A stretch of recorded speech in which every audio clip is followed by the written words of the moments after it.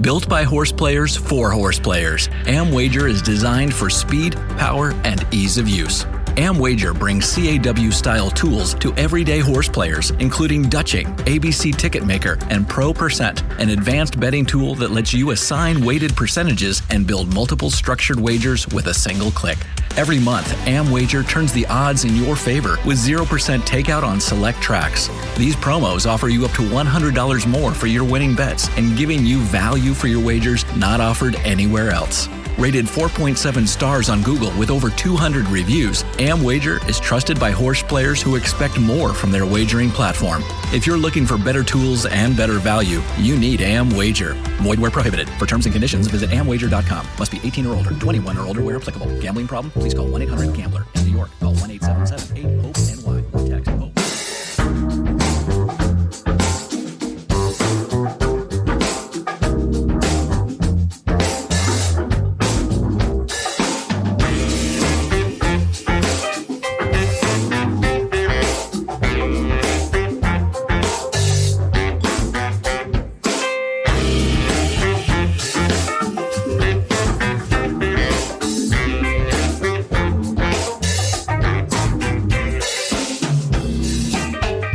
Welcome to the Sport of Kings podcast, episode 356, sponsored by AmWager. Go to amwager.com to see all their promotions, including a 0% takeout promotion on win bets on this Saturday's Keeneland card and for all Friday and Saturday cards at Keeneland for the entire month of April. That's right, 0% takeout all during April at Keeneland. That is a better rate than even the CAW teams get. And this Saturday, AmWager starts their best promotion ever. At least I think it's their best. It's a chance to win a copy of my new book, Betting on Horses. Just go to amwager.com, log in, and click on promos at the top and opt in for the Betting on Horses giveaway. You can enter once a day for 7 days starting on Saturday. So if you have an AmWager account, be sure to opt in on the promo. And if you don't, this would be a great time to join. And if you don't win the book, you can always go to Bet with the Best Media, all one word, betwiththebestmedia.com to get a copy of Betting on Horses right now at a discounted price. As always, I welcome your feedback on Twitter/X. My handle is at Derby1592. That's Derby1592. This week, I'm joined by special guest, DRF analyst, David Aragona, for a detailed discussion about races 7 through 11, including the Lexington Stakes and the Jenny Wiley from Keeneland on Saturday. The show today will focus on finding and exploiting value. We'll talk about our strongest opinions and how we might leverage those opinions using optimal betting strategies. Hi, David. How's it going? It's going pretty well, Chris. You know, when you were doing the intro, I guess it just dawned on me for the first time with the way you said it, but I guess your Twitter handle is referencing Secretariat's time in the Derby. Am I right about that? For some reason, that never clicked in my mind. You're the only person that's ever figured that out.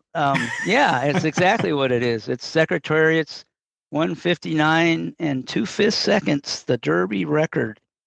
Yeah, especially now that we're having conversations about the Derby, you know, you look back at history and think about that stuff. So for some reason, that just clicked in my mind this very moment. I've been looking at your Twitter handle for years. Glad to be back on the podcast. Yeah, it's great to have you on. Of course, it's Derby fever time. That's all anybody talks about. You actually have been doing the Derby watch for DRF, so you're on top of everything. So I've got to ask you, are you leaning towards any horses right now for the Derby? I mean, you've probably watched as many races and done as much thinking about this as anybody. So where are you at right now? I think I've been pretty vocal this season, probably more so than in many past years, that I'm a big fan of Commandment, who is going to be one of the favorites for the Derby. But, I got on this horse's bandwagon pretty early. I've got a little post note ahead of me of the amounts I've got on some horses in the future wager. And It'd be a pretty nice score for me looming if Commandment was able to get it done in the Derby. I got on him in that pool two of the future wager when he was 69-1.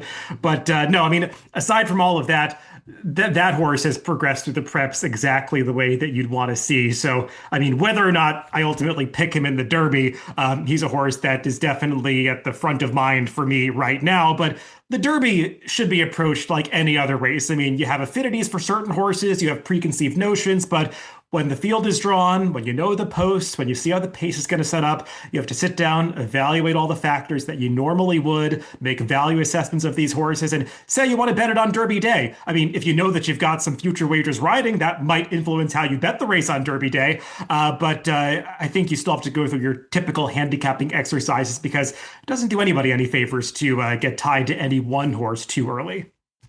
Yeah, you have to be careful that you don't bias yourself and start filtering everything towards that bias, and that's a challenge. It's always a challenge when you form opinions early. So yeah, Commandment's definitely one of the contenders. What is it that caught your eye early on, and why is it you feel maybe more strongly about him than you have in some previous derbies?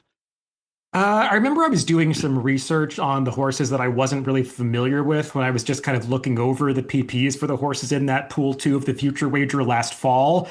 And I was just watching a bunch of maiden wins at Churchill Downs. I'm not following that Kentucky circuit every day, so I'm just kind of going through and familiarizing myself with the horses.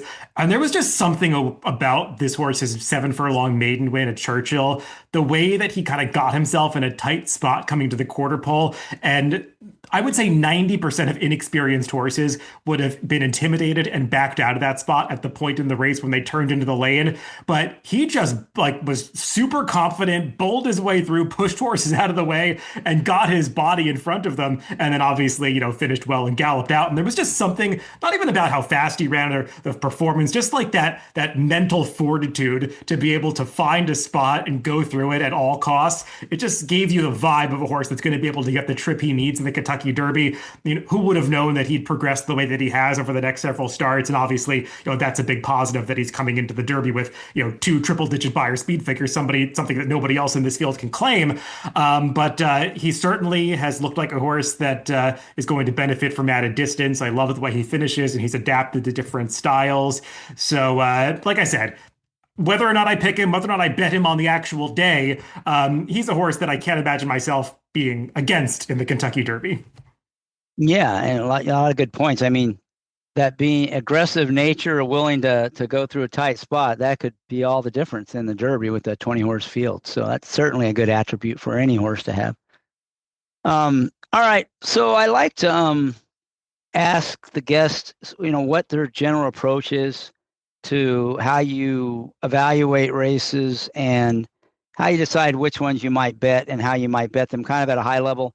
I also like to talk about race selection, but in your role, you're kind of forced to look at certain races. So I don't know if you have much of a choice in that regard, but once you start looking at it, how you decide whether or not you're going to bet and how you go about the betting, curious to what your approach is.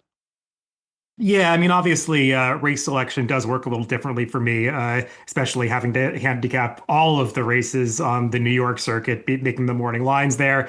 I mean, you can't bet all of them, and especially at this time of year, I don't think you want to bet all of them.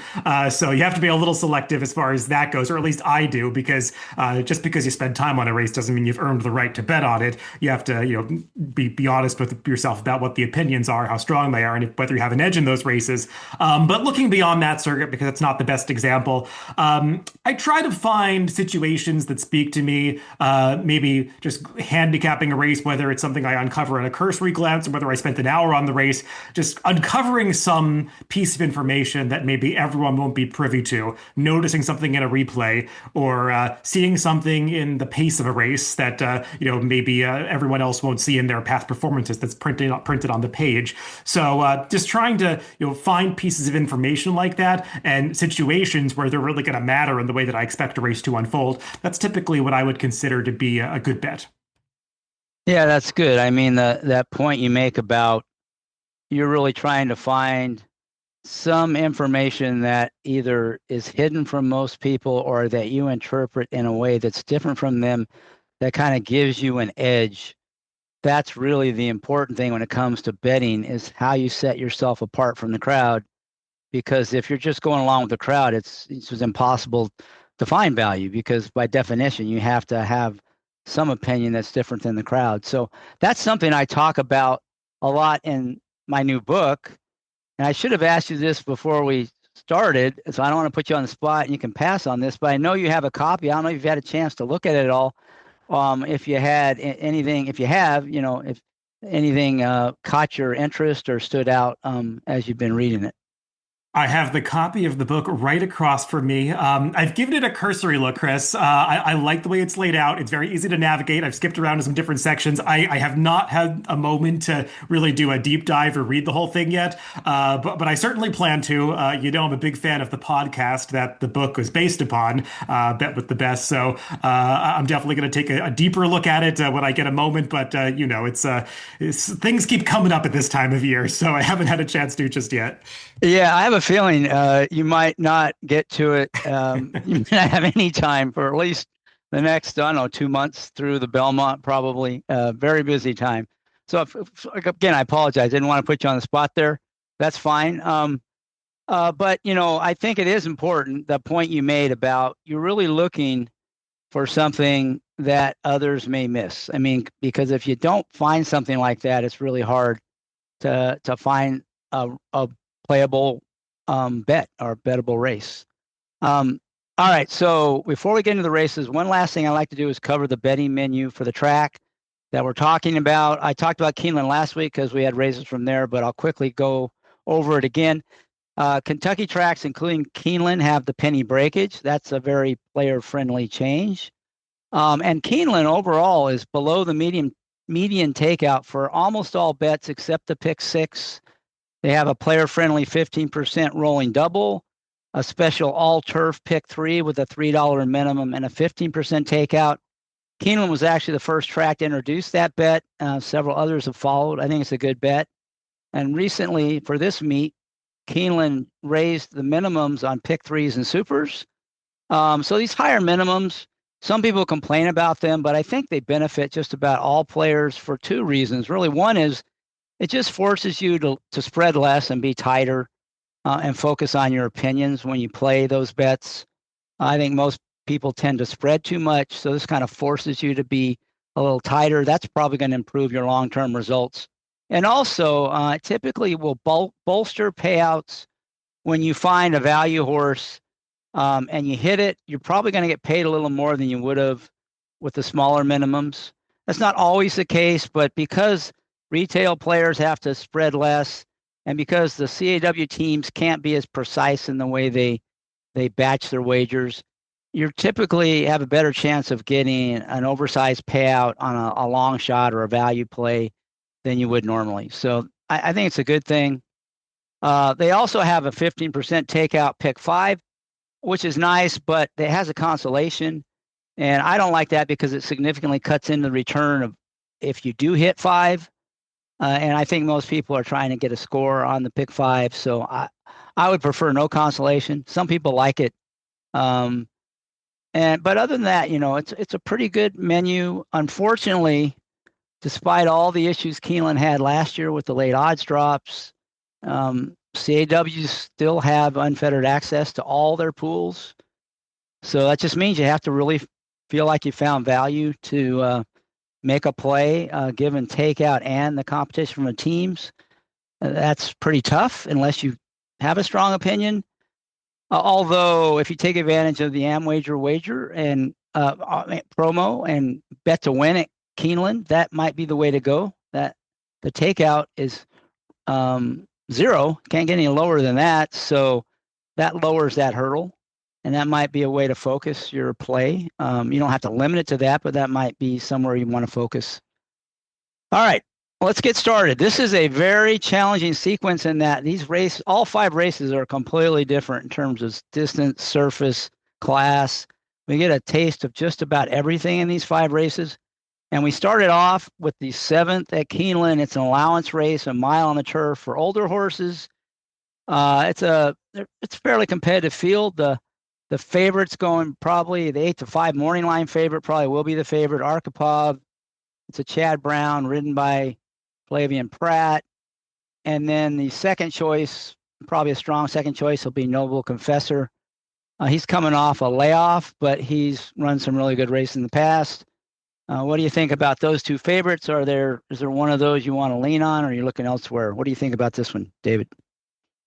I don't think either of these favorites has to win this race. It's also a race that has a little bit of filler. There are a couple of horses that are tough to make cases for, but I think it's competitive among maybe 4 or 5 contenders. So I wouldn't just concede things to Arkhipov or Noble Confessor. If I prefer one of the two, it probably would be Arkhipov. But the caveat there is, as you said, he probably will be the favorite, and I could see him getting a little overbet just based on the visual impression of that Tampa Bay Downs maiden win last time. And yeah, he looked great, winning by over 7 lengths. And typically, when you're winning by that kind of margin on the turf, you are just vastly superior to your competition. But wasn't facing a whole lot of competition in that race. You look up the field. I like to go into Formulator and DRF and kind of skim through the past performances of the other horses, which you can do. And certainly wasn't a group that was nearly as tough as this one. And beyond that, there was a pretty fast pace ahead of him that day. So it really kind of set the table for this horse to do what he did, and he obliged. His prior 2 races, they're fine. I thought he showed some stamina on debut when he was second to Asbury Park, who's turned out to be a good thing for Chad Brown, and needed time after that. Just doesn't look like he's a Gulfstream Park horse. And what I mean by that is Gulfstream's a hard, fast turf course that you kind of need some speed at some point in the race to have success over. And when you watch Arkhipov run, he's kind of this big, raw-boned horse who just kind of needs some time to build up that momentum, which he got to do last time at Tampa. Gulfstream 2 back, he didn't really have that quick twitch for that turf course. So Keeneland, probably well suited to him. I probably prefer him to see it go a little bit longer than a mile that he gets here. He's the horse to beat in some ways, Chris, but I wouldn't want to take a short price on him. And Noble Confessor, I get, they're finally giving him the class relief that he's probably needed for a little while. He was on a steady diet of graded stakes races, and they dropped into the first level allowance last time. Didn't work at Gulfstream. Maybe he needed the race, so they're taking another crack at the first level allowance here.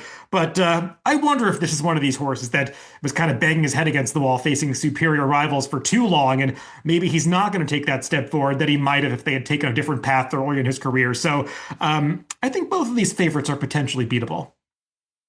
Well, that's good. That always gets my interest. I think if you can find vulnerable favorites, you have a great place to start. So where else are you looking in the race? The horse that I like the most is the number 2, Love 'Em or Liam. I think there's a decent amount of speed in this race. Obviously, Noble Confessor is a horse that wants to be forward. You've got the number 8 horse in here is going to be a long shot, but his only chance is to go forward in this race. You've got the number 9, Rocky Joy, who has speed, and I'll circle back to him in just a little bit. But Love 'Em or Liam, he's a horse who's going to need pace, which is why I bring it up. But he's only started on the turf once in his career, and I don't think it's as bad as it looks. It's only a 69 buyer, but you go into Timeform US, and I like to take a look at those Timeform US pace figures to get a sense of how races were run. And all of the fractions and pace figures for that Tampa Bay Downs turf race are color-coded in blue. It was a race that was more dominated towards the front end, and Love 'Em or Liam was the one that was making up the most ground from the back of the pack, and he just kind of ran out of ground at the end. But since then, he's run some faster races, one on dirt, the most recent on synthetic, and that synthetic form can translate a little bit better to the turf. He finally broke out of the maiden ranks last time. He's a horse who's always shown some talent, but he just hasn't really put it all together until recently. And if the pace develops the way I think it does, I don't think he's shown that he's that much worse than a horse like Arkhipov, even though he looks slower on paper. And I think you're going to get a much better price on him. Yeah, I like the way you're thinking on that one. And he's showed versatility. He's pretty much ran his race on any surface, and maybe like you said, he really had no chance in his one turf try. Turf might be his best surface, so we'll find out. So I like that. 6-1 on the morning line.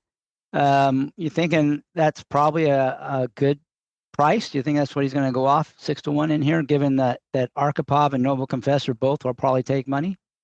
Yeah, I don't think really have any problems with the line for this race. I would expect to get somewhere around that. I think that low buyer on the turf is probably going to hold some people back. But when you watch the race, when you think about pace, it's better than it looks. So he's a horse that I do have confidence will run better here. How much better he needs to run remains to be seen, but I think that's going to be built into his price.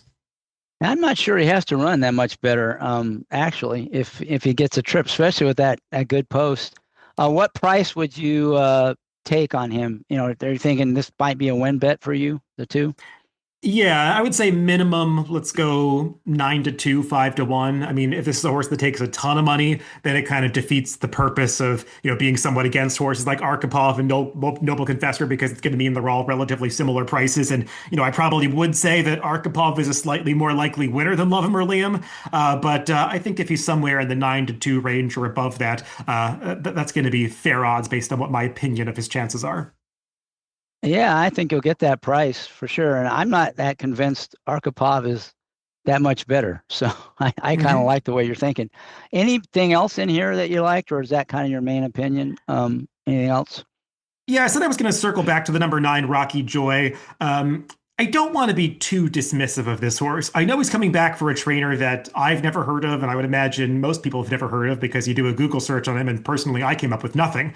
But this is a horse that was pretty consistent at this level on the turf going back to last year. He faced some good fields along the way.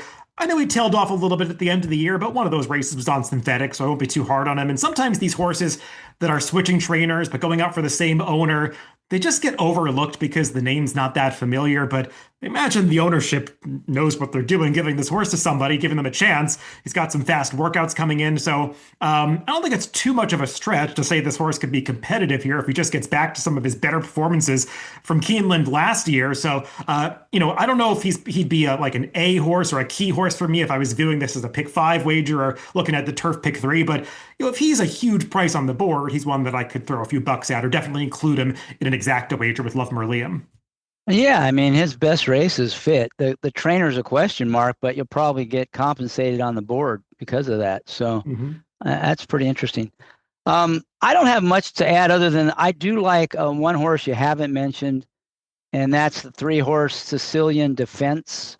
What I don't like about it's Cherie DeVoe and Irad riding, and so I'm not sure 8-1 will be the price you get on this horse, but that horse's best races, I think, can win, and it still has upside, and it's been training pretty well. It's coming off a layoff.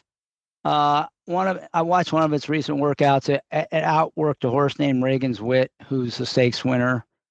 So, and it's run well before off the break. So, to me, that's one that at 8-1 I could get interested in. I'm just not sure about that price just because the connections both tend to get bet. But if they do hammer the favorites and that horse stays at someone close to 8-1, that's one I could see putting some money on if it could be ready to fire. I gave him a long look. The reason I couldn't be confident in him, Chris, is because I wasn't sure what kind of trip he was going to get, because I think there are faster horses to the outside, and he's kind of only been successful when they've gotten aggressive with him, and maybe he'll be able to use a different running style now that he's a more mature 5-year-old, but I had trouble projecting what the right trip was going to be for him. Yeah, that's a reasonable concern. Just on the turf, I'm usually, the riders are always so hesitant to go that, if he's ready, and they decide to send him, they might be reluctant to press, engage. But you're right. That's probably the big negative. He's not a win machine, and like you said, he tends to need to be forward replaced. And if he's a little bit short, that could hurt him when they turn for home. That's why I want a price. And this is probably not a race I'm really excited about playing. But if I were going to make a bet, it would probably be on that horse. If its odds are anywhere near the morning line. But this is not a race where I particularly loved, although I kind of agree with you that the favorites don't stand out. And your horse, Love Him or Liam, that horse, I can absolutely could get behind that horse if it were to be 6-1 or higher, probably for me. I need probably a little more than you do, but those seem like the two alternatives, the 2 and the 3 to me, to the favorites. Anything else you want to add on this one? No, I'm ready to move on to this pretty tough maiden race that's coming up next. Yeah, it's a real change of gears. We change surfaces. We go to a dirt sprint, a maiden special weight for 3-year-old fillies. Unfortunately, this also has quite a few first-timers. I think there's 4 or 5 of them in here. These aren't my cup of tea usually just because there's so many unknowns, but I know as a morning line maker, you're kind of forced to look at a lot of these races and evaluate them. So, and I do have a few opinions, but I'm just curious to see what you found here. Right Timing will be this morning line favorite. He comes off a pretty good debut, making his second start. That horse will probably be the favorite. What do you think about him, and what do you think about this race? Yeah, Right Timing is a filly that took a lot of money on debut at Tampa Bay Downs. Chad Brown has like amazing stats debuting at Tampa, especially on the dirt, oddly enough, because you think of him as more of a turf trainer, but he's got like a upwards of 40% win rate when he debuts horses on the dirt at Tampa Bay Downs. So through that lens, it's maybe a little disappointing that she didn't win when she was bet down to 4-5 first time out. She got a pretty good trip. She seemed professional. Doesn't seem like there's too much that she's got to clean up in the way that she runs. She just got outrun by a better horse in Chattelot. And that horse that won the race did come back and run pretty well. I think she earned a 75 buyer when she just missed in her next start against Winners, going longer. So that's obviously a good sign for the quality of that race. And they put a lot of separation between themselves and the rest. But I don't love when horses don't win at short prices on debut. It's probably going to be a short price again with Flavien Prat retaining the mount. She's obviously one of the contenders, but there are a slew of interesting first-time starters in here or others with experience that you can make cases for. So this is not the kind of race where I'd want to settle for too short a price on anybody. Yeah, I'm with you there. So what are you looking at? What are some of the horses that did catch your interest? Well, there are a lot of horses that have experience that I think are maybe not quite as good as Right Timing. So one by one, I was kind of going through them and having trouble, making a strong case for them until I got to the number 12, Al Gadir. She feels like a horse that is going to be pretty dangerous in this spot. I know that the debut race at Churchill Downs didn't get much of a buyer speed figure, only a 55. But horses have come back out of that race and run pretty well. It's never surprising with the 2-year-old maiden races at a track like Churchill, typically a starting point for a lot of connections, and they subsequently improve quite a bit. So Al Gadir, I just thought she ran a nice race that day. She was in traffic for much of the way, had to wait behind the leaders, and she had a clear shot to win it at the top of the stretch. It couldn't quite forge past, but was debuting going 7 furlongs, so she had a right to tire a little bit at the end. She's been off since then, but seems like she's training really well for the return. And watched a couple of the workouts, and they haven't nearly gotten to the bottom of her in the workouts. She's just traveling easily better than the company that she's been paired with. But feels like a horse that's coming back pretty well. I don't know a ton about this barn off layoffs. I looked up some stats and, can't say anything overly positive, but just feels like the horse is doing well. She's drawing wide out of trouble, which I don't mind at all, going the 7 furlong distance. So among those with experience, I'd rather take her than Right Timing. Yeah, I gravitated towards the same horse. Yeah, horse drew the rail, was kind of boxed in, and really did respond when it had some room to move.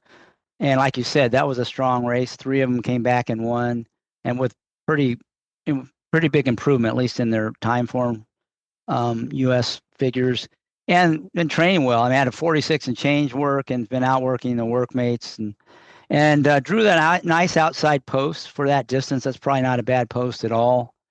And the connections probably won't get played too heavily, and it's a good rider switch to Gaffleone. So a lot to like there. You think you get 8-1 on that horse? I don't, but it's such a competitive race, and some of the firsters have to take money. I can't see her going off too short. I mean, I would imagine minimum 7-2, which, I mean, if my opinion about her being right on par, if not a little better than Right Timing, is true, then I probably should accept a price like that, because I mean, Right Timing is going to be what, closer to 2-1, 5-2 in this race.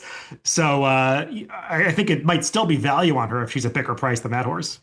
Yeah, I'd be surprised if it gets bet down below 7-2. So I think, based on that assessment, that may be a horse that you could play.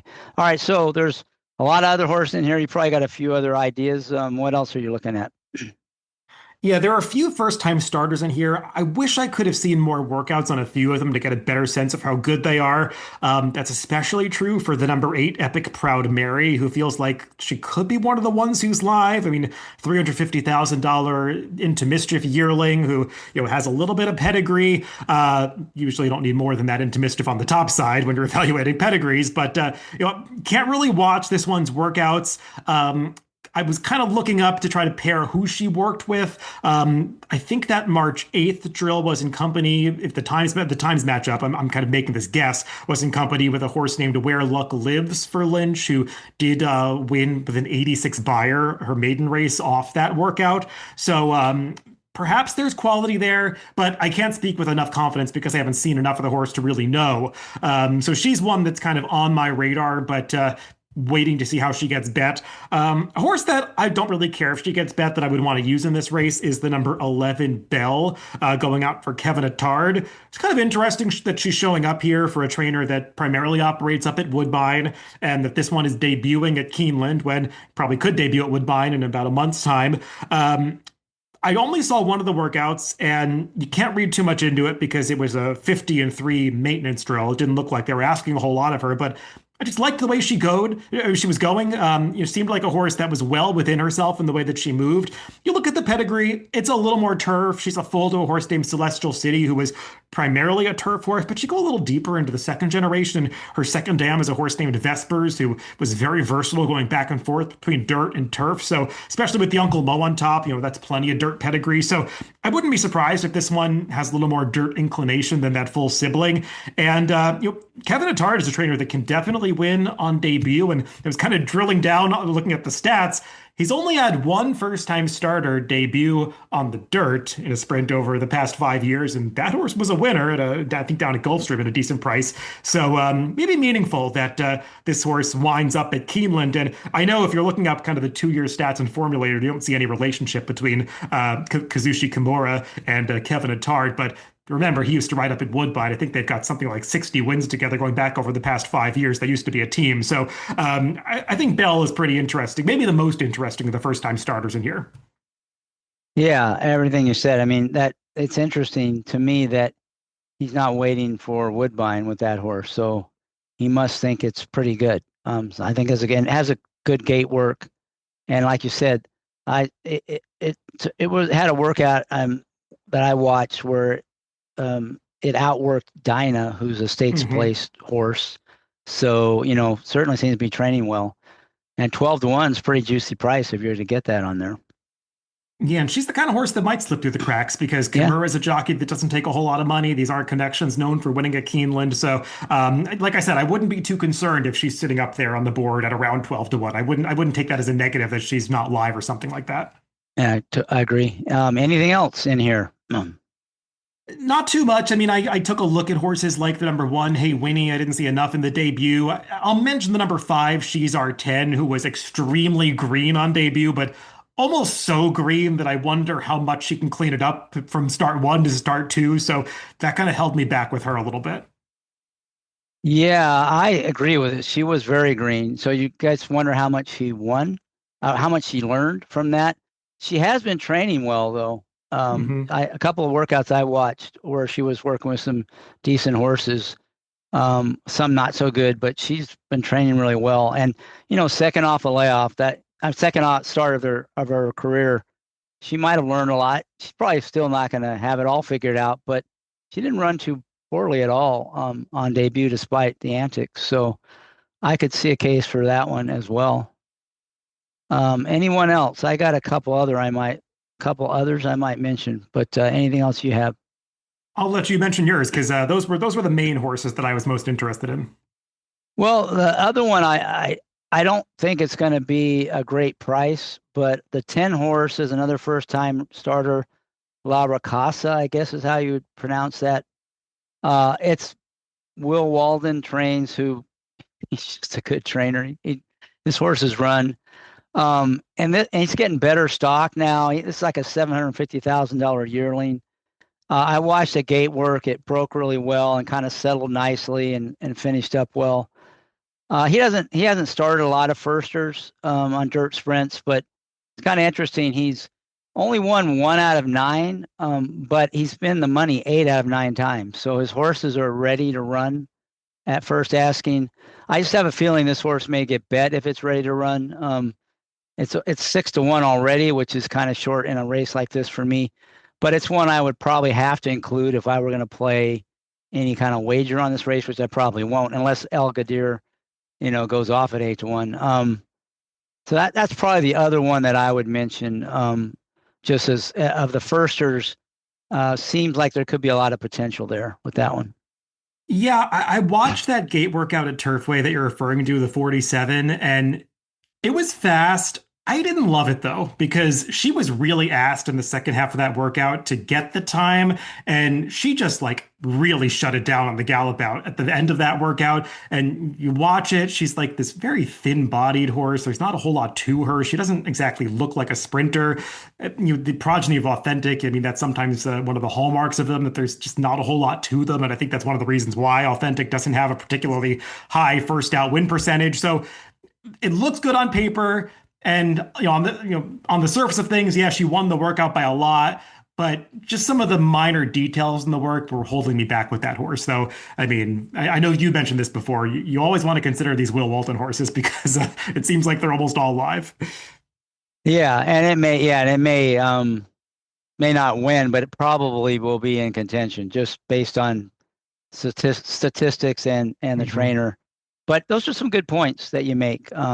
So what do you think on this race? Is this a race you would be betting, or is this a race you would pass? What are you thinking? This is a race that makes it difficult for me to have a lot of confidence playing the pick five because, number one, it's the second leg in the sequence, so you're kind of going in somewhat blind. You can look at doubles, but with the CAW money in the pools, looking at probables means basically nothing these days. So you can look at that, but you do have to make some decisions before really seeing the board in this race. So that's a bit of a problem with the pick five. I could play this race individually, like let's say Al Gadir, who we both like, is sitting up there at a juicy 7-1. I could easily place a win bet on her. And the number 11 Bell, I mean, I don't think she's going to get bet, and maybe if she gets bet, it's actually a good sign. But I mean, she's a horse that I also want to fool around with, so I could see myself playing an 11, 12 exacta, or betting one of those horses to win. But if I was going to play this pick five, I would want to probably narrow this race down as opposed to go really deep here, because I don't feel strongly enough about the rest of the sequence that I feel like I have to necessarily get through this race with a winner. So yeah, if I was going to play a pick five, I would probably try to go through thinly with the 11 and 12. And if I lose to a horse like Right Timing, so be it. Yeah, I'm kind of with you on everything you said. Al Gadir could be a play if the price is right. And I might try some verticals with that, the 11 you mentioned. And also maybe the 5, she's our 10, and the 10, La Ricasa, depending on how they bet that horse. I mean, I might try to beat the favorite and key Al Gadir and try to catch one of those as a price, in the verticals. And I might be willing to even play, some doubles or something. We'll talk about the next race. In fact, anything else you want to add before we get into the next race? No, let's move into the stakes portion of this card. Yeah, this isn't like, the standard loaded with stakes races big day, but there are some big stakes races, and this is the biggest probably. I mean, certainly is, but a lot of people like the 3-year-old races better. But this is a grade 1, not too many grade 1s on the turf at Keeneland. So it's a race for older fillies and mares going a mile and 16th. Kind of race owners like to win, trainers like to win. Especially in terms of the value of these brood mares going forward. A couple of them have grade 1 wins already. Both the Chad Browns, the 5 Dynamic Pricing, and the 10 Suggesta both have grade 1s. And the other grade 1 winner in here, I think, is 7 Lush Lips. And that 7 Lush Lips and the 10 Suggesta are probably going to be vying for favoritism. What do you think about those two? Are you sold on one or both? And if not, where else are you looking in this race? Yeah, this is a race where I wouldn't say that I'm so against the favorites. There's one or two other horses I'd want to throw into the mix, but it's hard to knock either Lush Lips or Suggesta too much. I mean, they seem like pretty solid options in here. Lush Lips, I don't think she was beating much of a field when she won the Honey Fox last time, but She did it well. I mean, there wasn't a particularly fast pace. She finished up coming home in some pretty quick splits and did it well within herself. So it's certainly the kind of return you want to see, especially for a newly turned 4-year-old, that she was able to take that step forward. Chris, she's the kind of horse that is going to take a lot of money just by default because she's got nothing but ones and twos on her page. And, horses that keep achieving results like that, they just give the bettors confidence to keep betting them. I would say she's stepping up into a significantly tougher spot here than her last 2 wins. She beat a good horse in Laura Lynn when she took down the QE2 over this course last fall, but Lush Lips also fell into the most perfect of trips that day. So I think her form maybe it looks a little better than it really is, but not so much better. I still think she's a legitimate contender. And I would say the same goes for Segesta. Maybe I'm not as convinced that she's the same natural talent that Lush Lips is, but she is the kind of horse that typically makes good trips for herself. She's got that superior tactical speed to a lot of these horses, and I think that's going to be an important factor in this race because I don't see a whole lot of speed in here. The number 9 Aussie girl is probably going to go to the front end, that I would imagine Flavian Pratt is just going to sort of attach himself to that one's hip early, slot right on over into the 2 path, stalking Aussie girl, probably get first one on the closer. So I think that likely trip is going to make Segesta pretty dangerous in here. Even though I think that she's gotten some pretty good trips in the past, I can't really hold that against her.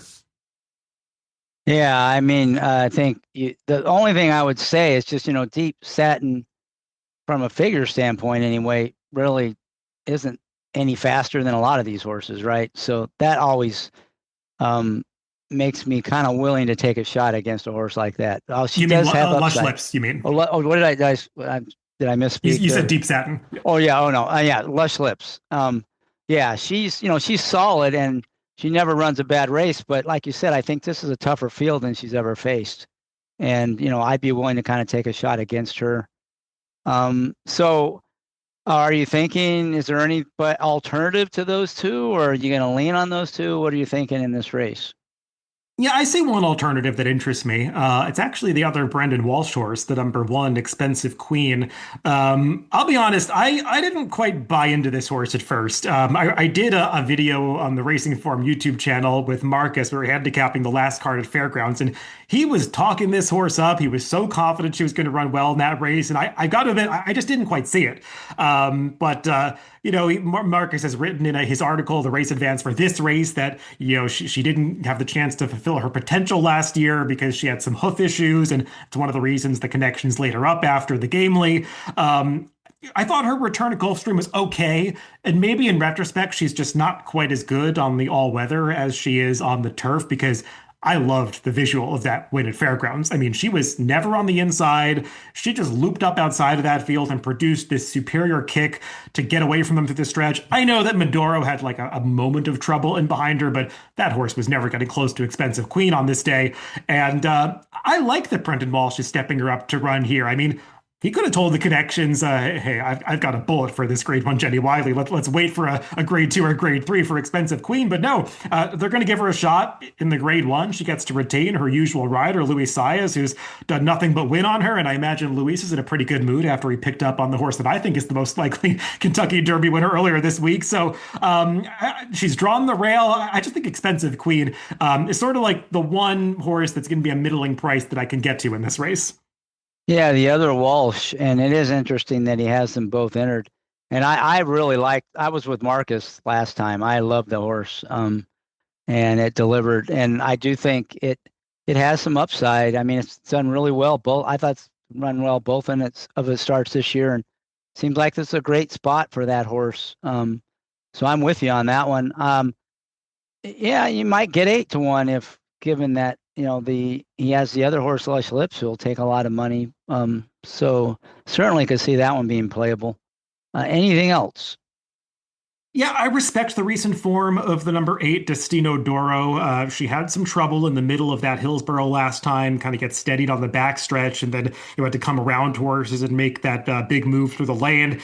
She's found a way to win recently, and I respect that, but she's one of these horses that just doesn't seem to possess the same early speed that I shouldn't say, she never really had early speed. There was one race where the jock got her forward in the pucker up. But other than that, I mean, she's just been this one run closer. And I don't know how much the pace influenced your opinions here, Chris, but I didn't necessarily want horses that had to come from that far back in this race. Yeah, I totally agree. There's really no speed in here, and that leads to the Aussie girl. You mentioned her. She got away with an easy lead last time, but she might get away with an easy lead again in here. And it's Will Walden again. You got to watch out for all his horses. They always run. She could be dangerous if they let her go. I don't know if she'll be 8-1, but she doesn't have any big figures. She's stepping up in class. There's a lot of negatives, but it sure seems like she might have a tactical edge. And unless you think they'll really press her hard with Suggesta, that's the only horse I see maybe that might go with her. But I don't know. What do you think about from a pace standpoint on this race? I just don't know if Aussie Girl is good enough to beat a field like this, even given the advantages that she's likely to have, because that was not a field that stacks up against this one in the Endeavor last time. I know she won it by open lengths, but she also had all the advantages and then some that she's likely to enjoy in this race. I mean, they didn't go after her at all last time. That was a very slow pace at Tampa, and she was able to sprint away. And if Pratt does what Pratt usually does, and he's right on top of her with Suggesta, I just think that one's a better horse. So the kind of the first bridge you have to cross is that Aussie Girl has to beat her closest pursuer, and I don't see it happening between her and Suggesta.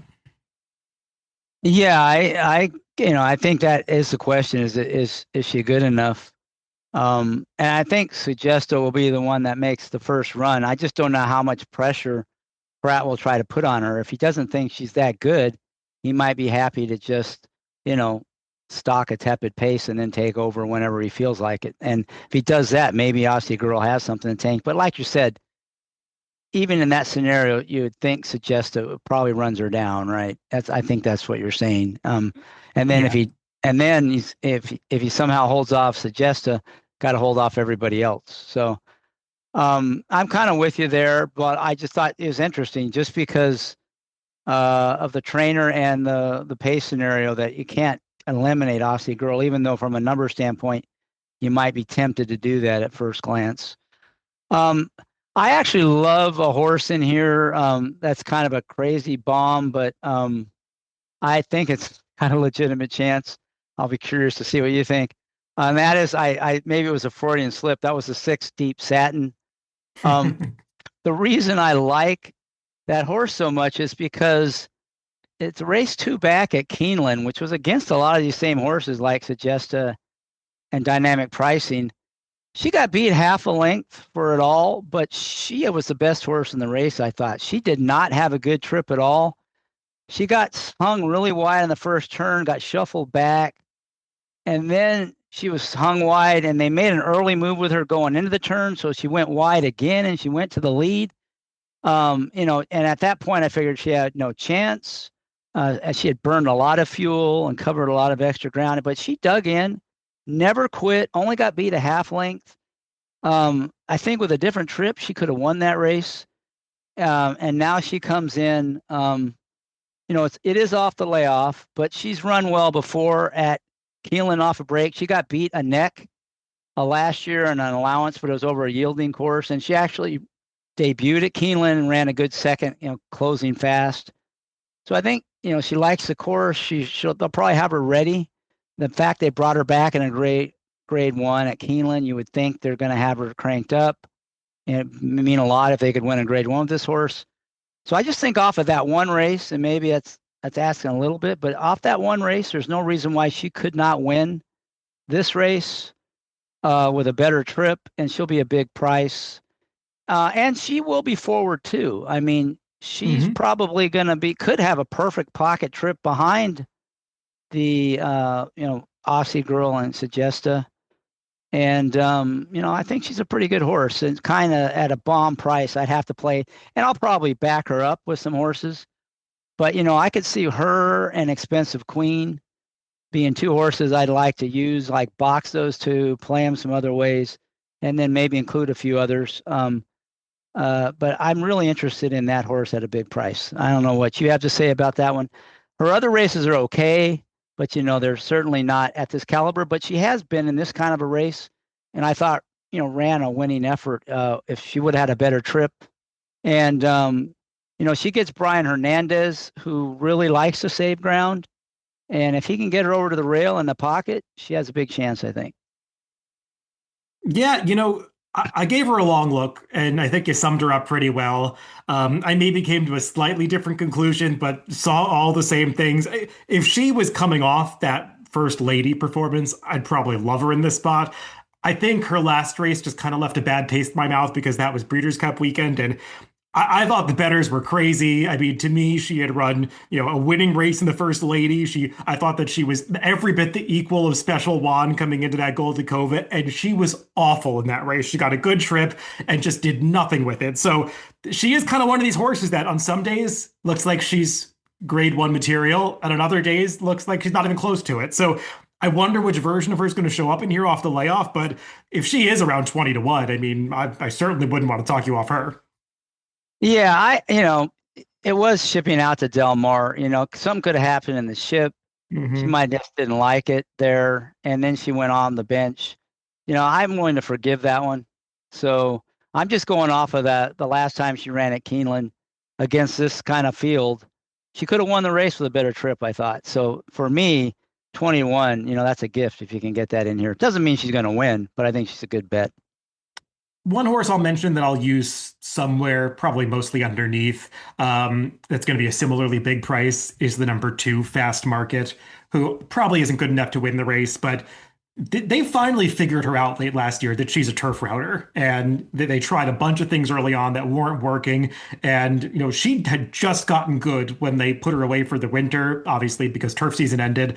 But this barn has picked out an awfully ambitious spot to bring her back off the layoff. And John Terranova, I know the stats don't say it, and he's maybe hasn't had the biggest years the past couple seasons, but I mean, he can win off layoffs. He's got some pretty good stats doing that going back several years. And I would not say she's impossible in this race. That just speaks to how competitive the race is. She's going to be the biggest price on the board in all likelihood. She could be 40-1, and I don't think she's totally impossible. And she's a horse that is naturally aggressive and could have a good trip coming to her that's forward. So if I was going to play like a trifecta in here and use some horses underneath Expensive Queen or the Logicals, I mean, she's the kind that I would definitely want to throw in underneath.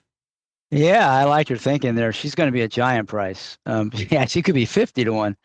All right. So what are you thinking about from a betting standpoint? Is this a race where you want to bet Expensive Queen? Is that what you're thinking? Yeah, to me, Expensive Queen is a win bet at the expected price. And I agree with you. I think she should hold up at around 8-1 in this race, even with that impressive victory last time. So yeah, she's a win bet for me. And yeah, I mean, I'd use her with the Logicals, especially if I'm you can kind of tell I'm thinking about this race from a win standpoint, but also an exotic standpoint, thinking about a trifecta. I would probably try to get a horse like Fast Market in there underneath somewhere with the likes of Lush Lips or Suggestive filling out those first 2 spots along with Expensive Queen.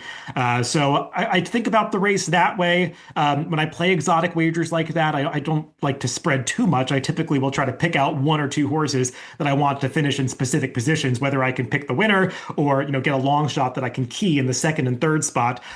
That's how I typically will play trifectas.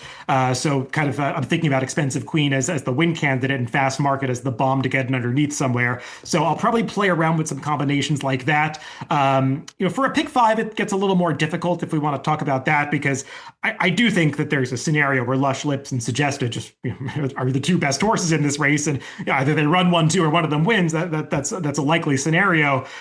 So I wouldn't feel so comfortable taking some big stand against them, and maybe that dampens my enthusiasm for a pick 5 a little bit. But like I said, maybe this just turns out to be a pretty thin ticket for me, where I want to lean on a horse like Expensive Queen and just try to be right in a series of races and say I'm not going to invest a whole lot. I could also look back at the prior maiden race and say, well, that race is holding me back a little bit. I should probably take a pretty good look at this all turf $3 pick 3, because I had an opinion in the first leg. So maybe I'm going to be able to string that together a little bit easier. Yeah, that all turf pick 3 is a great bet to look at if you like the 3 turf races in sequence. I'm kind of, and there's nothing wrong. I kind of like that, let it ride on Expensive Queen. You don't have to, cash every pick 5 you bet. But when you do cash, you want them to pay, and you want to, be able to show a long-term profit. So I kind of like the way you're thinking there. I like Deep Satin a lot, obviously. So, but I like Expensive Queen too. So those are the two I would be on. Probably on a win bet, it would be Deep Satin, but I would probably box those two and then try to catch them with some other horses, maybe like a fast market and make it blow up the tote. But I think I'm going to try to beat the favorites in here. I may not work out, but this is the kind of race where I think you could get rewarded because a lot of times the trips don't work out and for the favorites, and this could be a case where that happens again, or they just don't fire. Sagesta hasn't been out in a while, and she's already got her Grade 1 win, so they probably would like to win this, but they're probably thinking a little bit longer term with her. So. And Les Schlips, I think this is the toughest field she's ever faced. So we'll see. She maybe classes up and does fine. She's never run a bad race before. But I think she could run the races she's run recently and finish third or fourth in here. I think she's got to improve a little bit to win probably. So, and she may or may not.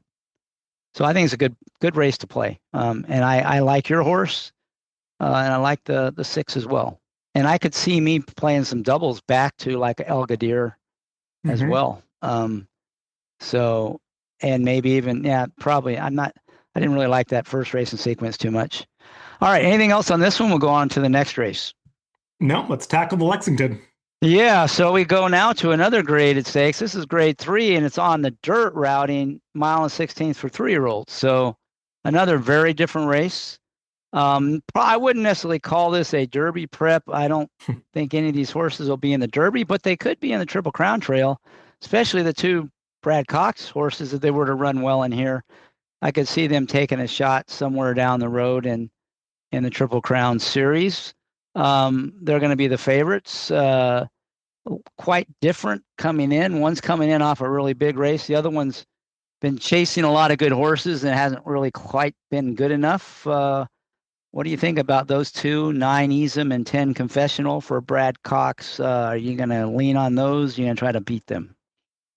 Yeah, I mean, I'll just say as like a top line observation that this race is kind of bolstering my case for playing the all turf pick 3 because I don't like this race. I found it hard to have a strong opinion.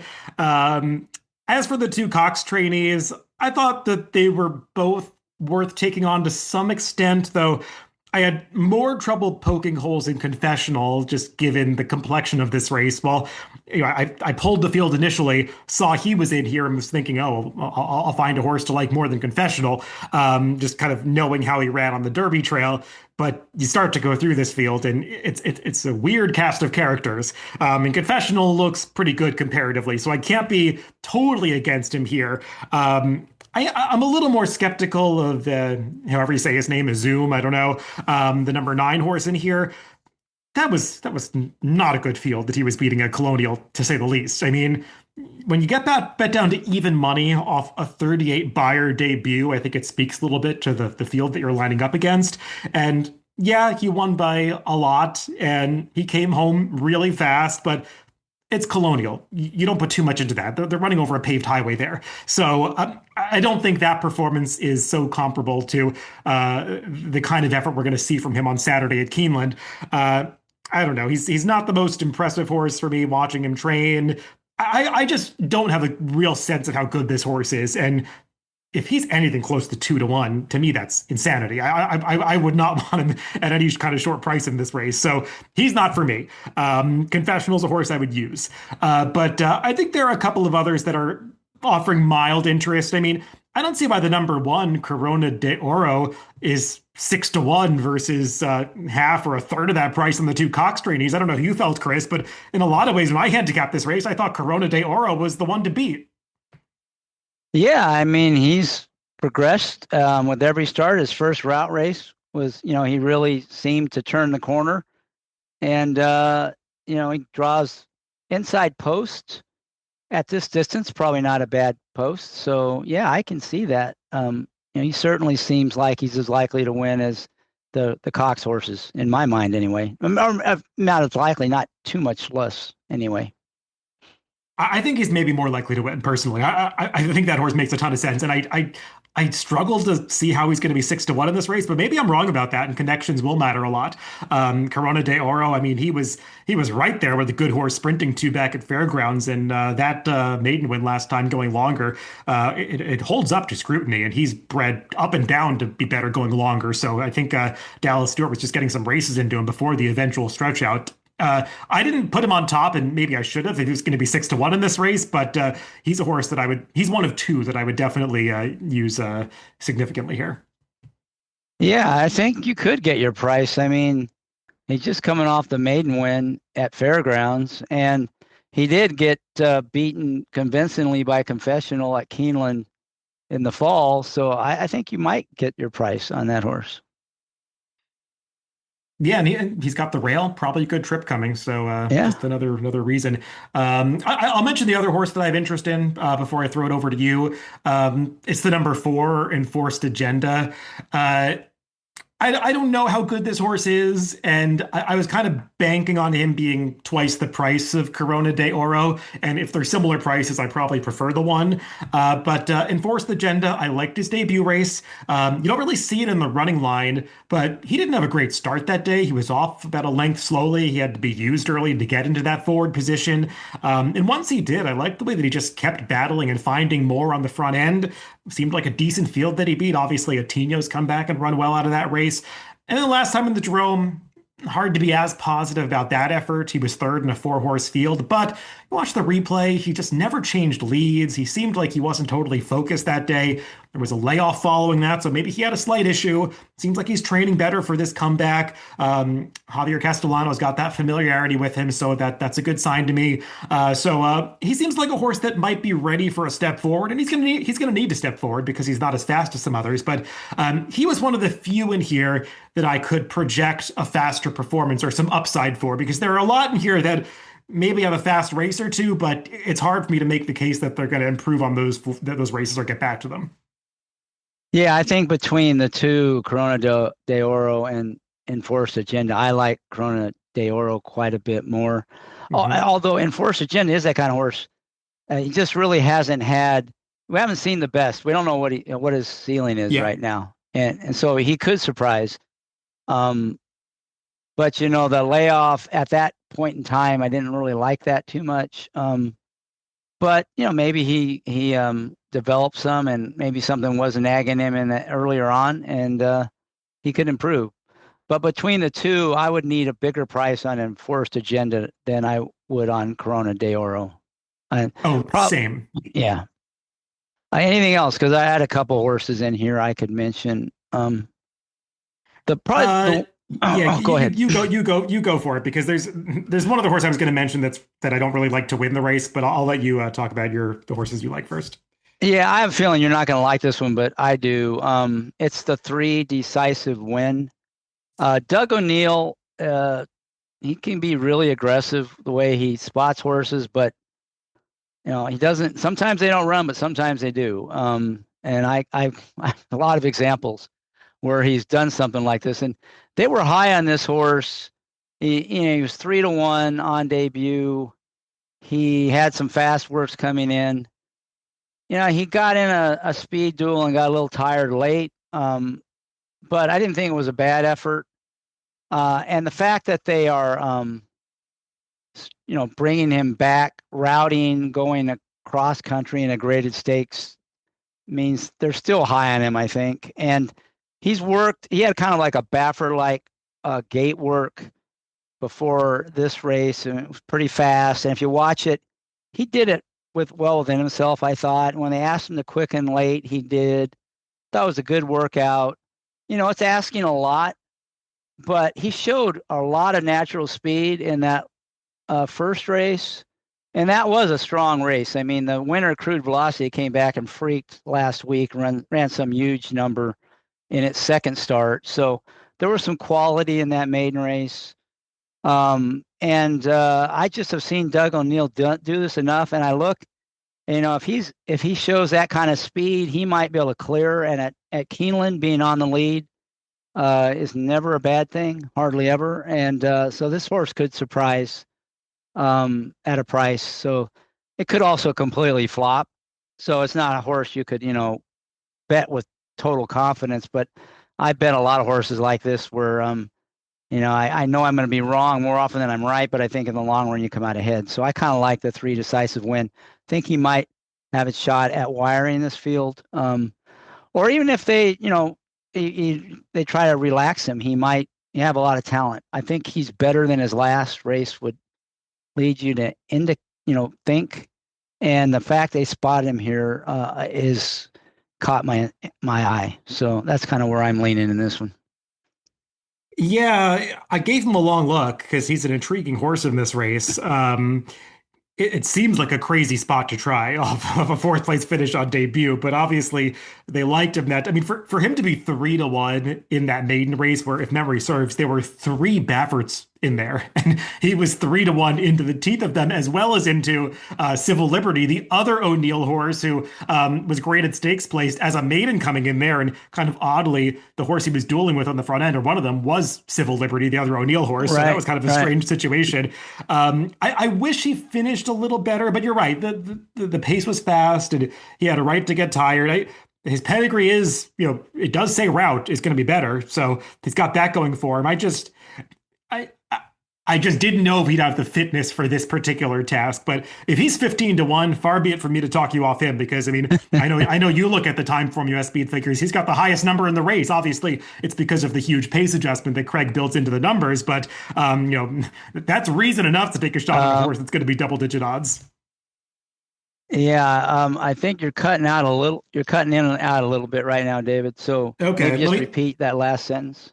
Yeah, no, I was going to say, I know you look at the time form US speed figures as well, and he's got the highest number in the race, not even close, and that's because of the pace adjustment that Craig builds into the numbers. But I mean, that's typically a good reason to take a second look at a horse that's going to be double-digit odds. Yeah, and that doesn't always translate into they're going to run faster next time out, but it's just the confidence they've shown in this horse and the way they bet him in debut, and the way they're spotting him here, and he's coming out of a tough race. I thought probably that race was as tough as this race, his maiden race. Certainly was probably crude velocity would probably 1-5 in here. So if he were to come back and run, so I don't know. At 15-1, he's definitely worth a play, I think. But it may be asking too much. But I have seen O'Neill do this, ship him in really aggressive spots and win. I'm Pavlovian at in the Louisiana Derby was an example. That horse ran at Sunland and then ran huge. And I think his sire was Pavlov, and that's another one that Doug O'Neill won at a big price on as a 3-year-old when he shipped him out. So he's done it before. He might not do it here, but I'm willing to bet on it if I can get a big price. Yeah, anything else on this race? Yeah, one other horse I'll mention is the number 8 Trendsetter, who I don't really think is good enough to win the race, but I mean, I go through this race and there's quite a bit of speed in here. I mean, Decisive Win, who you mentioned is the fastest of them all, and he might just clear to the front, but I mean, there are other horses that want to be forward. I mean, both Brad Cox horses have some speed, and especially the number 9 is going to have to use it from that post. He's never been successful not going forward. The number 7 is a horse with natural speed who's stretching out. So I think there's pace in this race. It's hard for me to identify any horse that's really going to benefit from it. That's a natural closing type.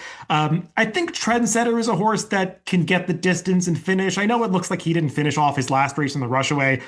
That chart call is wrong. He was never within a neck of the leaders at the 8th pole. He was like down 2 lengths. This is like one of the pet peeves of mine when chart callers can't like perceive the depth of a horse that's on the rail being 2 lengths down just because they're closer to the rail. It looks like they're ahead. That was the case with him. But he's a horse that has pedigree to go longer, and I think will be finishing in this race and has kind of shown this steadiness. I don't think he's a win candidate, but he's a horse that I could see picking up third at a big price. That'd be interesting. And you will get a price on that horse. I think it'll be above 20-1 for sure. Okay, so betting wise on this race, sounds like this is probably a pass for you unless you might play Corona de Oro. It's we'll see how this race is bet. If Corona de Oro is 6-1, he's a win bet for me. If Enforced Agenda is like 10, 12 to 1, he's potentially a win bet for me. And that's assuming Corona de Oro gets bet down. But I want to see the board for this race. And this is a particularly tough race for me to get through from pick whatever standpoint, because while I have identified these two horses are the only two that I really could bet to win in this race, I wouldn't say that I have particularly strong opinions about either one of them. So it's a tough race for me to play a sequence through. But if I was going to play it, that's how I'm thinking about it. I'm thinking you'll get your price on both those horses, but we'll see. Okay. And you'll have to make a decision. But you always have that. You'll have time to look at things. You'll have all the will pays and everything, so you get a good sense what the price is going to be. Okay, so that brings us to the last race, and it's another completely different race. The 11th is a maiden special weight. That's our second one in sequence, but this is a route, 1.16 on the turf for the 3-year-old colts. And this one doesn't have a whole bunch of first-time starters. You got some form to work with. It's more in my wheelhouse anyway, on the turf routing and with some form. And here, the favorite probably will be Here's Johnny, who was, ran pretty well in some big races as a 2-year-old coming in off the bench. And they have a kind of a tepid 7-2 morning line. There's also a Chad Brown first-time starter ridden by Flavian Pratt, the 11 coordinator at 4-1. Those two probably vie for favoritism, but I'm not sure exactly how this will get bet. What are you thinking in here? I'll keep this one pretty simple. I think that the 4-6 is going to win this race, and that's good enough for me. I think Here's Johnny is very logical, and I guess he should be the favorite in here. He had graded stakes for him as a 2-year-old, and they got ambitious with him, but they're probably doing the right thing by taking a step back and trying a maiden race to get a win under his belt before going back into stakes company.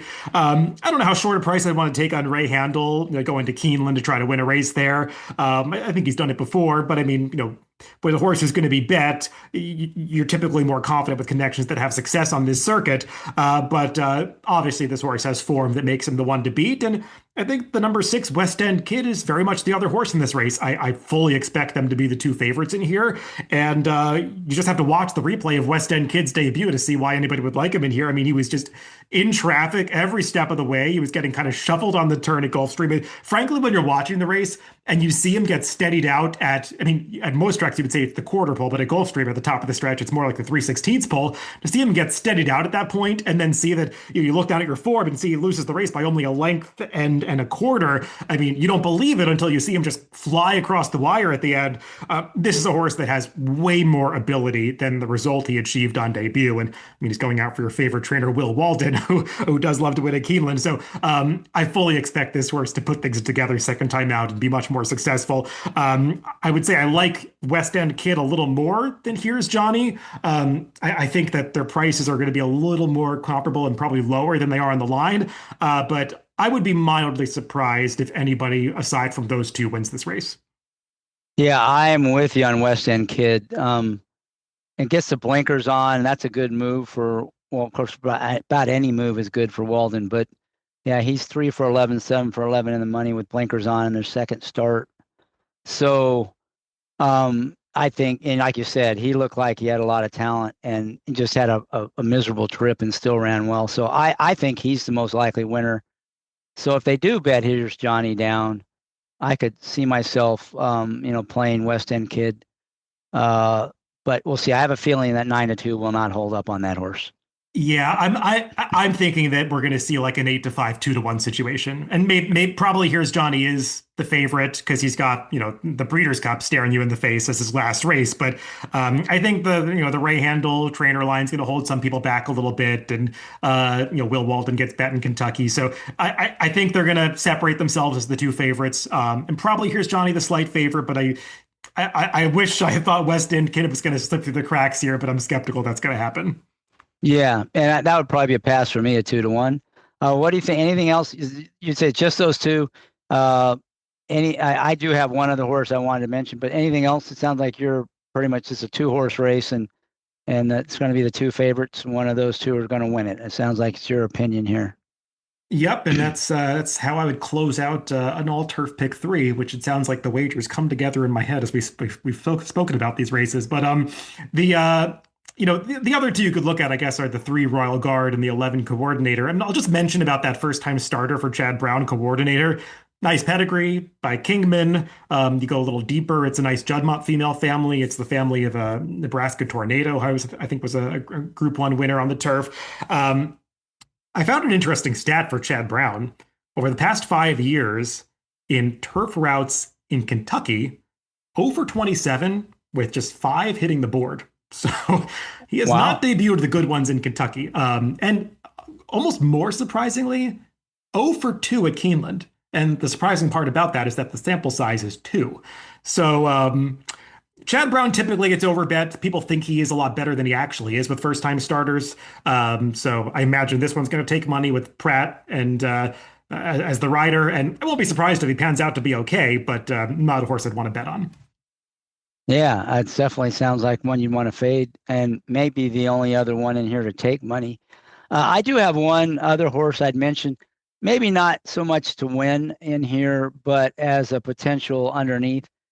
And that's the 2-horse Penn Star, who looks completely unplayable at first glance. But I thought its only turf route was pretty good at Churchill. Wasn't anything wrong with that start. And it's had 2 bad races this year, but they were both on synthetic. It may just not like the synth. Also had one of them just had no chance start to the trip. And he had some trouble in the second one as well. So, I mean, back on the turf routing, this horse might show dramatic improvement off those synth races. And if it's developed any off of its one turf race last fall or last late November, I could see it hitting the board in here. So that was kind of long shot underneath. And I might try to hook that one up with West End Kid maybe and something. It's about the only way I would bet this race. So I don't think he's going to be playable, to win as a win bet anyway. But that's the one long shot I was interested in the 2. Yeah, if you weren't going to bring up that horse, I was going to mention him as probably in the same way that you did. That you probably can't win this race because it feels like there are a couple horses in here that are probably stakes quality, and I don't think this horse is. Right. But you're right. The one turf route was good. The 2 races at Turfway are kind of funny to watch, especially the 1-2 back where he just took a right turn at the start. Yeah. That's my biggest concern with this horse is that he seems like a nut job, and very hard to ride. So, aside from him just getting back on track on turf, he's got to actually run a complete race, drawing post 2 in a 12-horse field. So, there are definitely some reservations with him, but we're talking about a 50-1 shot. So you don't want to nitpick too much. Yeah, and there doesn't seem to be a lot of speed in there. There are some other horses on a go, but I mean, it from that inside post, it could get the rail on the lead. And I'm not saying I thought there was a ton of speed in this race personally. I mean, really? there are you go through and there's stretch out sprinter after stretch out sprinter, the 5, the 7, the 9. I mean, I can't imagine any of those horses are going to rate. So I thought there was a lot of speed in this race, which is another one of the reasons why I couldn't really pull the trigger. When I started handicapping this race, I was like, ooh, Penn Star is really interesting. And then I got to here's Johnny and was like, oh, wait, this is a way tougher race than I thought it was. So I couldn't quite get to him, but you do make some interesting points about him. Yeah, the one thing I'll say about stretch out sprinters on the turf, a lot of times they're just afraid to let them go and they grab them. So we'll see. Fair. I mean, that's the one thing. I don't always assume that stretch out sprinters are gonna go because they're always afraid about the connections, are always worried they're not gonna be able to get the distance. They need to relax. And so the riders are grabbing. Now that doesn't mean they'll do that on all of them, but sometimes it doesn't cook up the way you think. That's just especially with the modern riders. There's just always this reluctance to send horses, especially on the turf going long. All right, so it sounds like this race is probably a pass for you, except for in the maybe horizontal plays. You would lean heavily on West End Kid, and then here's Johnny. It sounds like for him. That's exactly right. So let's talk about that all turf pick 3. You said it came together in your head.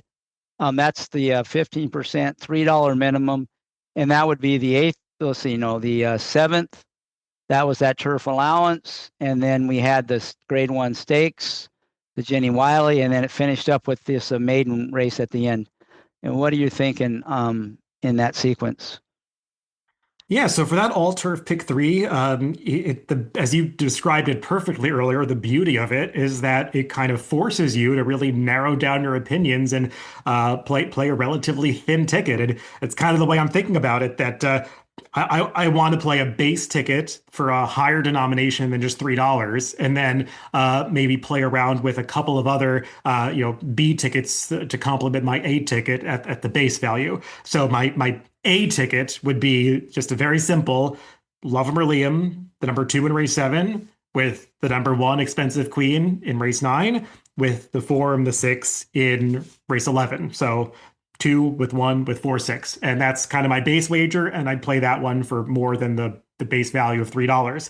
And then, branching out beyond that, I would just make a couple replacements along the way. Like I would replace in the first leg the number 2, my main pick, with Rocky Joy, who I think is an interesting potential win candidate that's going to be a price. So I would play him for the base value as a bigger price. And then in the Jenny Wiley, I'd have to think about this a little more about whether I would view this as a replacement opportunity, because I don't really want to replace with the favorites. I might, because I think especially if Love 'em or Liam is a price, then maybe that's a good reason to, because there's just going to be some natural value built into playing this wager. So I could use the 7 and 10 as my replacements in that race. But I'd also toy around with thinking about the horse that you brought up, Deep Satin, in that way, or potentially even Fast Market. I talked about her as more of an underneath type, but I'd have to think about whether or not that makes that makes sense, depending on how much I want to make my main wager, how high I want to make the base value of that wager. So that's how I'm thinking, putting that together, but going relatively thin through that. Yeah, I like that. And your anchor horse in that first leg was they're getting value there. At best, he'll be the third choice. Same with the Explosive Queen and the Jenny Wiley. You're getting good value there. So yeah, you've got you got a little room to play around with, but with those two as an anchor and you kind of almost have a lockup leg, what Paul Matisse would call a lockup leg in that last. Yep. With the 4 and the 6. I like that, and I think that's the way you want to play these kinds of bets, even if it wasn't a small minimum. Make it tight, and then on your base ticket, and then maybe take a few shots at smaller denomination with some other backup tickets. But I like the way you structured that, so I think that's a good bet, and I think you had a shot at a pretty decent score, and you will get a better payout. Probably if you came in your base ticket than you would have with the smaller minimum. And it bails me out of trying to make tough decisions in that maiden race in the Lexington. So pluses all around. Yeah.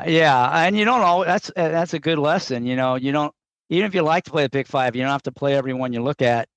And you just don't have to. There's a lot of other pools you can play in. And some of them are more player friendly, just structurally, like this all turf pick 3. So I like it. All right. Anything else on that sequence? I do have a couple questions that came from listeners I wanted to ask, but that pretty much wraps up the racing. Anything else on those? No, let's get to your questions. All right. So I always solicit. Sometimes I get some questions from listeners. Of course, they're all about the Derby. They're not asking about this car. But Stephen D. Batista. I wanted you. Well, I think we covered that one already.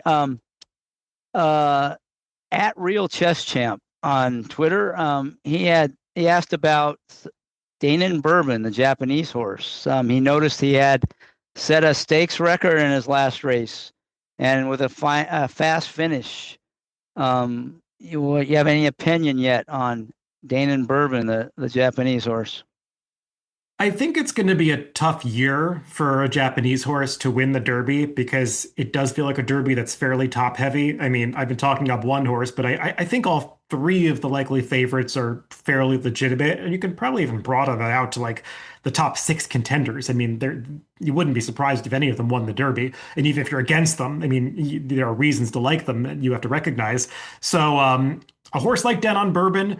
He's looked good in all three starts. I think he does have real talent. But he's also, when you watch his races in Japan, he's gotten similar trips every time, just kind of sitting outside in the clear. He really hasn't faced a whole lot of adversity in his races. It's going to be a big test for him and maybe a rude awakening, depending on where he draws coming to Churchill. So I'd want to price on him. You never know how these Japanese horses are going to get bet. I remember last year, what was the horse's name? Luxor Cafe got bet down to 8-1. I'd kind of forgotten that they bet that crazy amount of money on him. But yeah, he was 8-1 at post time in the Derby last year, which seems kind of nuts in retrospect. So they can go crazy on these Japanese horses, and I wouldn't want to take anything close to that short on Down on Bourbon. Yeah, I don't have a real strong opinion on him.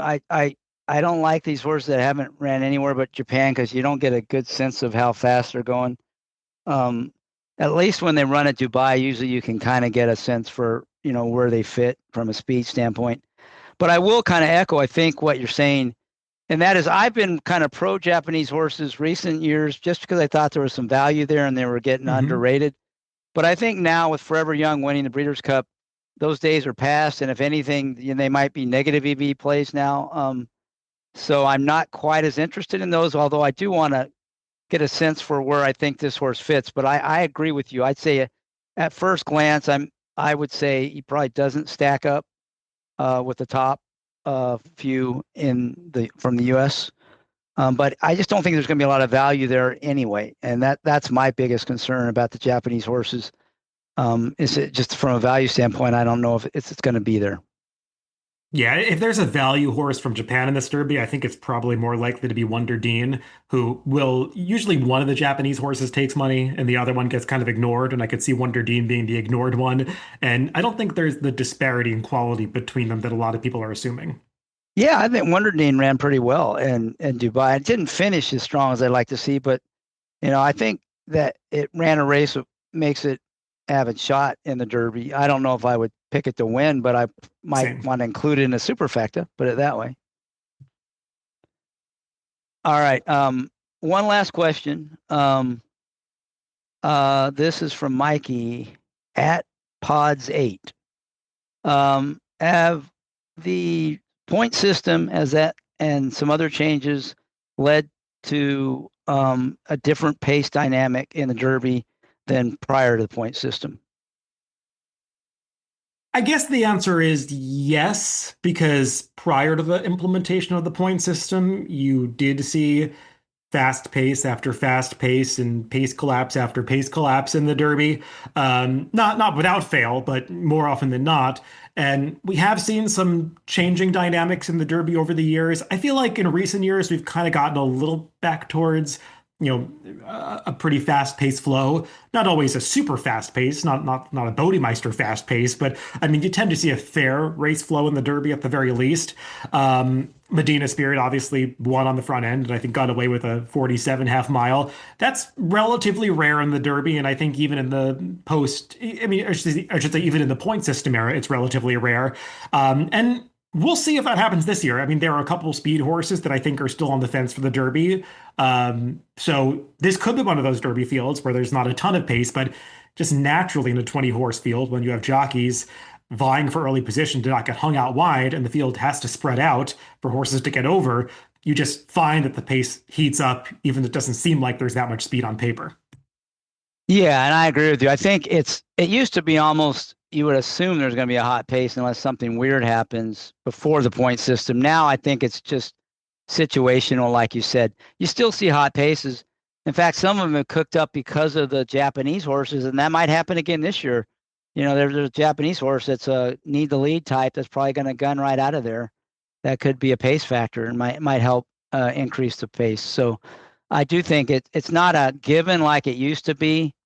So, I do think there's a better chance that horses that are forward may be at a bigger advantage because not only, being forward, there's a big advantage from a traffic standpoint in the Derby. So if you can get away with reasonable fractions, there's a big advantage to being near the front. As soon as it cooks up, though, all of a sudden that flips. And that's always the challenge in the Derby, is to figure out which way it's going to go. Yeah, it kind of seems like you generally want one of two extremes in the Derby. You either want a horse that can be forward and stay out of trouble most of the way, or you want a horse that is going to come from towards the back in a potential pace collapse situation. Because one of the toughest things to do in the Derby is to navigate that trip or avoid trouble when you're kind of in that like 8th through 12th realm early in the race, because it seems like that's always where the traffic jams develop in the Derby. And the horses that have success are usually the ones that avoid that. Absolutely. And, the other thing about the Derby is you tend to have like half the field wants to be in the same spot going into the first turn. Mm-hmm. They want to be sitting a few lengths off the lead, and they can't all get that spot, right? So that's the other part. We're having that kind of positional speed. Put yourself, in that front third of the field, maybe even a little closer. As long as they're not going too fast, that's probably where you want to be. And in those kind of horses, Mike Maloney calls them, what do you call them? Can't remember what he had a term for him though. Those are the horses he likes to key that he thinks can make their own trip, basically. Mm-hmm. They're going to be forward, but they don't have to be on the lead. And if they go too fast, they can, relax a little bit farther off and kind of make their own trip. And those are the ideal kind of horses you want in the Derby. And I think you got a couple of them in the Derby this year. So it'll be as always, it'll be a fun race to talk about.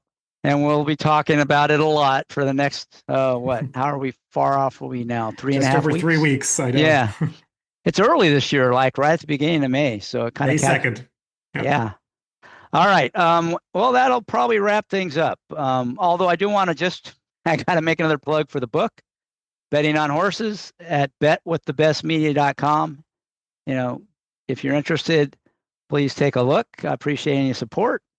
But that'll wrap it up. Thank you, David, for joining us. Great insights. All throughout the Derby Trail, I've enjoyed the Derby Watch. You guys do a great job with that.